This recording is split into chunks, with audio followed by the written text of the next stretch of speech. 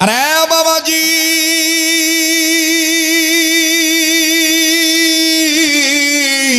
সাত বছরের ভালো আল্লাহকে ডাক দিয়ে বলতেছেন, আল্লাহ আল্লাহ তুমি আমাকে জাহান্নামের আগুন থেকে বাঁচিয়ে দাও। আল্লাহ জাহান্নামের আগুন যেন আমার গায়ে না লাগে। বাবাজি, তার দাদা তার দ্বারা ছিলেন বুড়া মানুষ, 60, 70, 80 বছর বয়স যাদের, 30, 40, 50 বয়স যাদের, তারা যাইতে যায় আবার ব্রেক হয়ে গেল।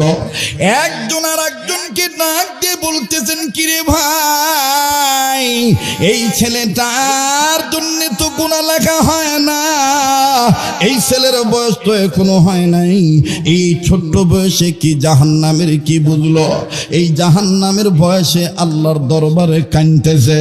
আসো না যাই তার কাছে জিজ্ঞেস করি, মোনাজাত শেষ হলে বলবো। বাবাজি, খুব খেয়াল করে কথাগুলি শোনা চাই।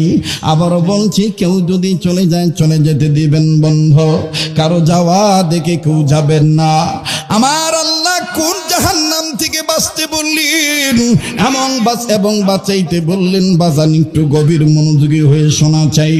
এই ছোট্ট সন্তান আলিয়াসগর মোনাজাত শেষ করার পরে এবার জমিনে আমার বন্ধুগণ গড়াগড়ি পাইতেছে আর কান্দার ডাক দিয়ে বলতেছেন, আল্লাহ আল্লাহ তুমি আমাকে জাহান্নামের আগুন থেকে বাঁচায় দিও। আল্লাহ আমার শরীরে যেন জাহান্নামের আগুন না লাগে। ও আল্লাহ, ওগো মালিক, আমি জাহান্নামের আগুন সইতে পারবো না। আল্লাহ, বাবাজি গড়াগড়ি পারতে পারতে যখন কান্নাকাটি শুরু করে দিয়েছে, এক পর্যায়ে মুরব্বীরা ভিতরে ঢুকলো। মুরব্বীরা ভিতরে ঢুকে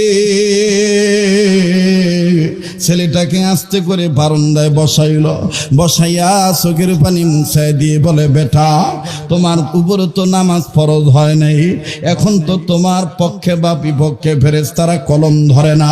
হ্যাঁ, নেকের কাজের পক্ষে থাকলে ফেরেশতারা কলম ধরে, কিন্তু গুনাহ তো তোমার আমলনামায় এখনো হয় নাই। তোমার উপর তো নামাজ ফরজ হয় নাই, এমনকি তুমি তো বালেগ হও নাই, তুমি তো না বালিগ। এই ছোট্ট বয়সে তুমি জাহান্নামের কি বুঝে কান্দো?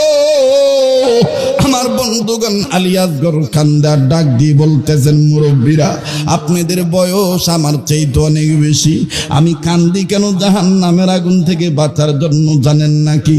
আমি 2 কারণে কান্দি। নাম্বার 1, আমি পবিত্র কোরআনুল কারীমের কিছুটা হলো তরজমা জানি।